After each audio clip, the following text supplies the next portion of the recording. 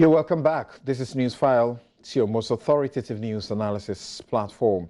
And a message from Professor Stephen Kweku Asare, popularly known as Kweku Azar. He says, a commission is a multi-purpose vehicle whose report includes opinions, findings of fact, recommendations, and sometimes adverse findings. He puts in bracket criminal or civil. Government is free to do anything with these opinions and recommendations, but cannot, and he puts cannot in caps, disturb the adverse findings, which are deemed to be a judgment of the High Court. Okay.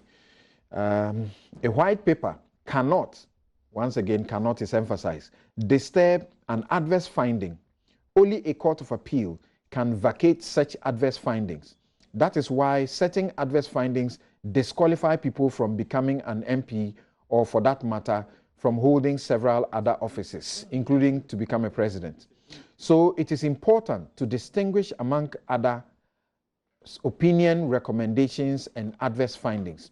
The only way for a government to get around adverse findings is to imprison, not publish the imprison. And he says imprison by saying imprison, he means not publish the report and explain why it has done so. Once the report is published, the adverse findings are beyond executive cleansing. Okay, so I think that's deep and thorough. Thank you very much.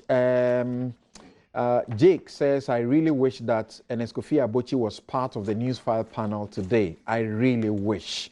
And he's asking, Samson, don't you feel sad, embarrassed, sitting down there and listening to your colleague lawyers speak like someone learning English as a second language on legal matters? Okay, my team, my production, as I understand, did everything, but the commission will not engage the public after it has finished its job and handed the report to where it must hand it. Right. So thank you for those messages. Now, the CSSPS, is it SSSPS? Yes, PS, and the matters arising. Did any one of you follow what was happening at the Independence Square? Yes. We are told in the 4,000s or plus people massed up there from Monday, and some had been there earlier last Friday or so and had problems. But the education minister has a twist to all of that story. Can we hear him briefly before we hear the comments? For those of you who have the benefit of the television, as you can see, that's crowds, and obviously very frustrated. And you saw videos, some of them, as you can see them sitting there, and the queues that you saw there, and some of them turned the place into a prayer ground. People leading prayer sessions, and you saw the prayer sessions happening at night. We're told some were there at dawn. And is that Gifty and Apia there? Or yes, people helping police people, all of them at the place, and we're told that some people actually collapsed. Some people got dehydrated and collapsed. Matthew Poku Prempe says that some of those collapses were fake. Yes, let me start with Professor Ramsford Jambo. Yep. Thank you. Independence Square. Independence Square. Obidin Kofa go back. How? So we make travel to my sister station, no broadcasting. But I don't say you want but that's a serious allegation. I'm telling you, Kwabrani and Jessica say. Kwabrani Ben no. Oh, Ghana and the infant man no mayor president. Because Ghana and she the president or paid it. You no kwamedi. Na eno no why no. Everybody will be everybody in Ghana and Ghana. And only the Minister of Education e catch Ghana. The Dika be Ghana. say obomo hono bebre yedum gu bus so mezi. No, but the point is say omo aba be gu ho a obi ne ba eye bema yama ne girls school, obi oba yama ne boys school, obi say obi of aboard in yama ne day. Are those not genuine concerns? Obi computer dey a case obi e bema na obi oba. I don't form on the pack failure and then the pack mistake. So you say computer. All right, so essentially all he said, and you just heard him, is that someone decided to pay people and bus them to the Independence Square so they can cause disaffection for the government. When he was probed who this person was, he said somebody who wants to be president and who actually does not care if the country bends so that they become president is the one responsible. Enimwa Enimado of Joy was there from the first day reporting from at dawn, and she reports that she never saw a bus busing people to the place, and all the people that they interacted with actually had their index numbers, genuinely were people who had issues with their placement. So, Professor Jampo. Well, thank you. I think, as the minister said, and as my own investigations, review, I have an adopted ward who also is going through the same process. About 75% of applicants had placement via the computer selection, and placement process, and it's only 25% that. And you said we shouldn't be doing percentages, but that's what the minister was doing. Only 25% that had issues and all that. The point is, if it is the case that 75% of applicants had placement at a go, then I think we should commend the Ministry of Education for doing that. But as we all know, there were problems, and anytime there are problems, I expect ministers to talk about the achievement and then also concede that, well, there are problems, and these are the ways and means we intend to go about surmounting the problems. I didn't really like the explanations that he gave. As a minister, to just say that somebody bussed people to the Independence Square just so that they will go and misbehave without providing empirical evidence to support that is unacceptable. It's a mere foot soldier talk that, in my view, should not be the portion of a minister of that stature. He must be mindful of that. I mean, he could have just said that, well, it went well, but there were challenges. And truly, there were real challenges that I'm sure he didn't want to talk about it. For instance, I know that those people who were asked to go and do self-placement, every school has a quota or the number of people it can take. And so once you get to that quota, you must cap it or prevent people from selecting that school.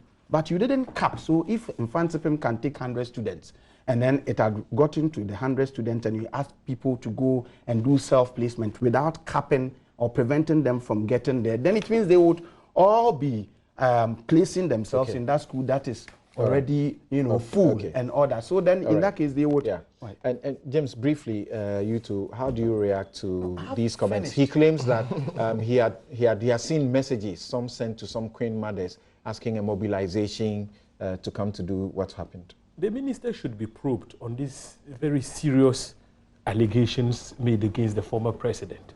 He should be probed. Look, Samson, President Mahama. He said somebody who wants to be president. It could be an independent presidential candidate. It could be PPP, CPP. Why are you? If you listen to the interview he granted in its totality, he definitely was referring to President Mahama. That is the conclusion I can reach. But Samson, I want to remind the Minister for Education that it was not President Mahama who changed the software that the CSSPS has used since 2009, barely 3 months to the placements. It was not President Mahama. Secondly, it was not also President Mahama who dislodged.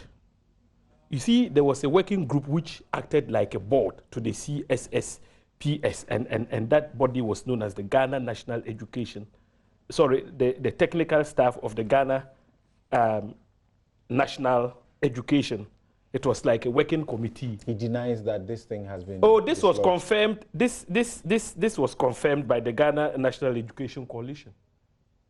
And following the confirmation, the minister has not denied. So the facts stands tilted against him.